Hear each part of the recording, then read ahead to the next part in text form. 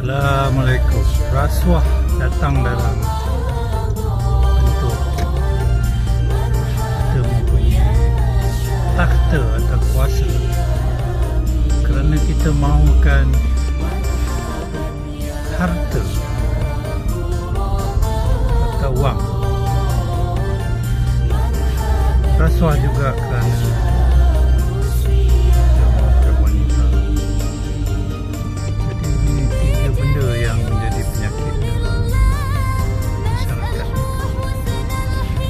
kita sudah ada takhta, kita ada kuasa, maka kuasa itu lagi teguh.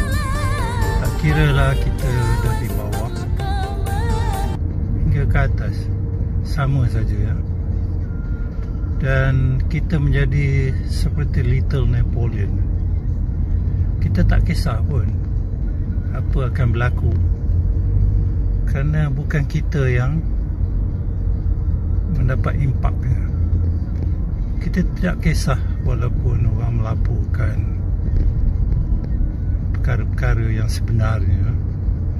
Ini perkara sebenarnya. Saya rakamkan supaya kita jelas.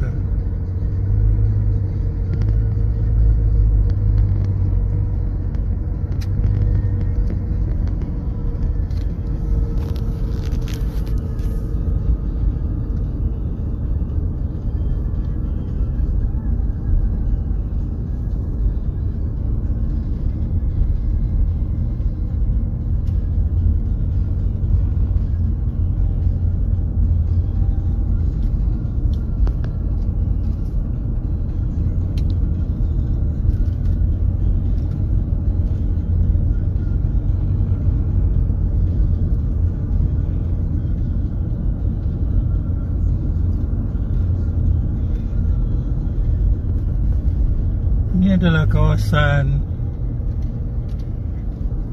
Majlis Pembenaran yang baru, dibina dengan bajet yang baru, tapi tidak sempurna.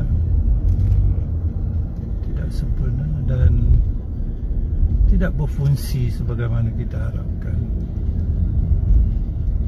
Dan 99% adalah orang Melayu, orang Muslim. Maka apakah anda tengok ni, ini salah ni. Biar berlawan arus. Tengoklah.